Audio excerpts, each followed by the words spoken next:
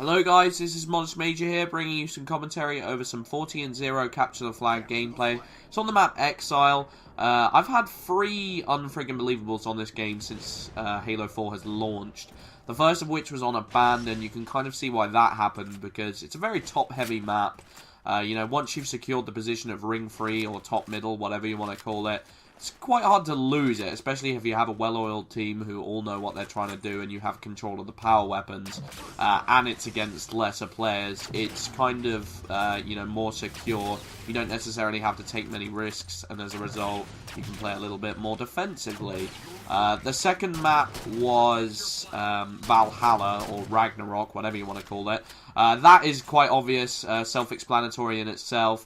I mean, there's so many power weapons and, power positions that you can exploit on that map that if you get the upper hand early in the game, it's quite easy to keep that advantage, because you have the Mantis to push them back in spawn, you have the rocket launcher, you have the sniper, and as a result, it's quite easy to get gameplays on that map. I mean, there's quite a few high-scoring gameplays that have been posted on YouTube. I remember one of Naked Eli's earlier gameplays. Schmeckeldorf has quite a few.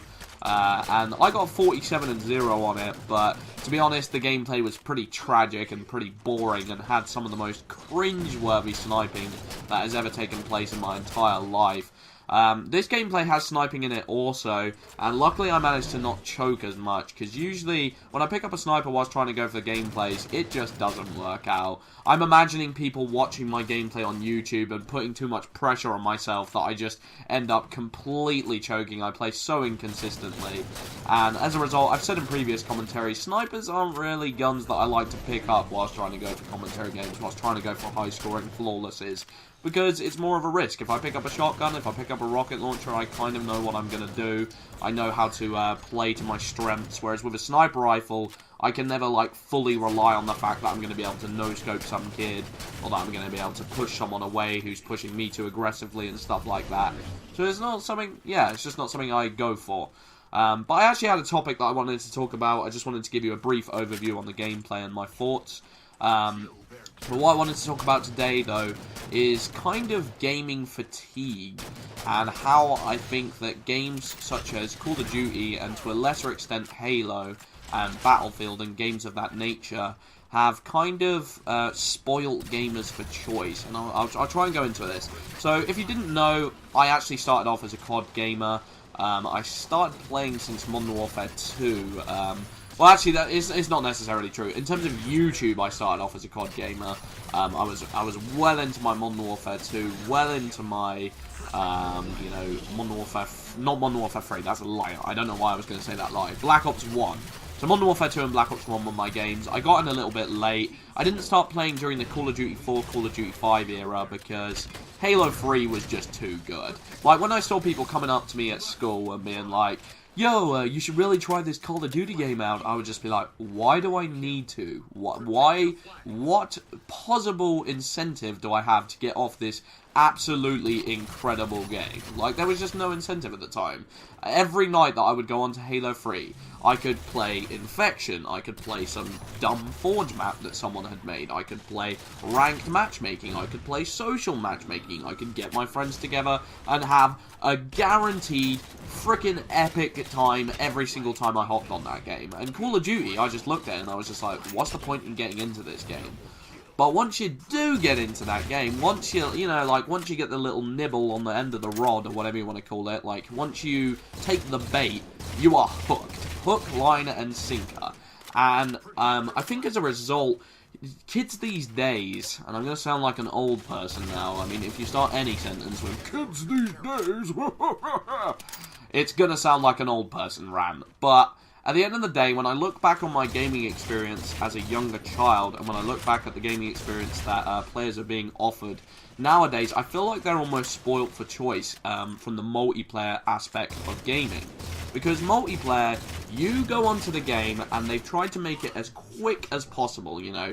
You get on the game, you load for like 5 seconds maybe, you find match, you choose your playlist, and you can choose any playlist from this long list of varied, interesting playlists. Like, even if you don't, there is guaranteed to be one playlist that you like on one of those lists. I mean, even if you don't like TDM, you've got your Domination. Even if you don't like Domination, you've got Capture the Flag, etc., etc. And it just gives you this instant satisfaction, you know. No work is needed to be put into it, and Call of Duty especially is a prime example of this, because in Halo you couldn't necessarily get that instant reaction, because there is a skill curve. You have to practice at this game, and your first game that you go into it, you are not going to go banana hammock insane. You're not going to go freaking tearing up kids, because it's just not made easily possible.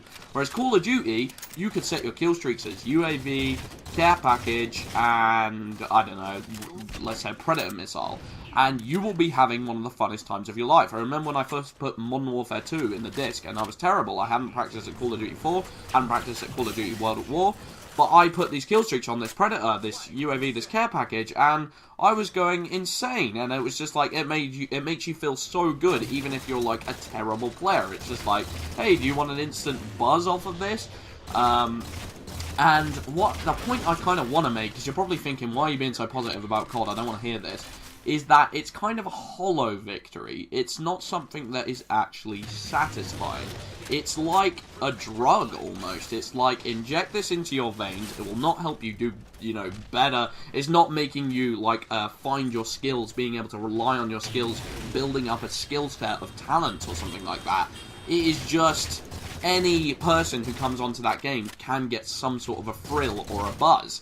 And as a result, you know, players want to keep coming back to it, but they start finding themselves frustrated with the experience. They start, like, noticing the flaws of the game more and more as they play, but yet they continue to play because they just want this little buzz that they know is possible within the game, and it keeps players coming back, getting back for more, because they just want that buzz. But as you play the game more and more, you notice that that buzz is just harder to find.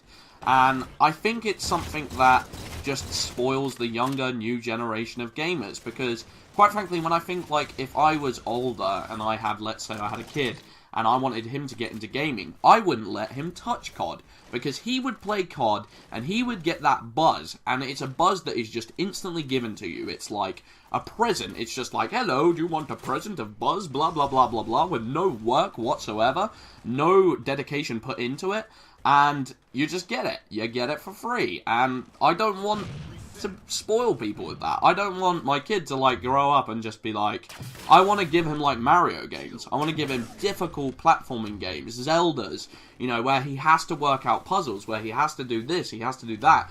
And at the it will be very frustrating. It will be a grind. It will be new skills that he has to pick up and learn. And it isn't just going to give him this instant gratification. But once he does break through it, he will notice that the story in these games is incredible. The gameplay is incredible. The ending, the bosses, the amount of work that has been put into this game by the developers is just, like, superb. And I think even myself, like, even with Halo, even with Call of Duty, I find that this buzz problem has happened to me. I find myself, like, you know, I see a single player game on my shelf, I see a Mass Effect, and I think, well, I could replay through Mass Effect, but what's the point? I could go on to Call of Duty, click Find Match, and I would have an insane experience. Same with Halo. But to a lesser extent, I mean, Halo, you have to work for it. You have to keep your skills top-notch, and I think as a result, that is why I and a lot of other players still find enjoyment in that title. But Call of Duty, not so much. You know, Call of Duty is just trying to cater to as many gamers as possible, but as a result making it feel less rewarding, because anyone can do, to some extent, pretty darn good on that game. I mean, there is this, you know, higher subset of people who can do a little bit better than the average gamer, but anyone can do, you know, fairly well at it. Anyone can top a leaderboard once in their life by getting pretty lucky with kill streaks. So yeah, basically what I'm just trying to say, it's just me being cynical and old and nostalgic and looking back in the past and saying, you know, I kind of just got so many good experiences. Legend of Zelda Ocarina of Time, the Mass Effect trilogy. These games, you didn't just get on and have an instantly fun experience. You had to put some time into it, learn the characters, learn everything about this game. and learn the lore of the game, but in the end, it was more satisfying. Those experiences will stay with me longer than certain matches will in Call of Duty and certain matches will in Halo. Even though they were fun at the time, they didn't give me a deeper sense of, you know, enjoyment. I don't know, a higher sense of enjoyment, I suppose. I hope you guys see where I'm coming from with this commentary. It's a bit random, but it was just on my mind. I have been Modest Major. Hope the gameplay was enjoyable also. Yeah, thank you very much for watching. Peace out.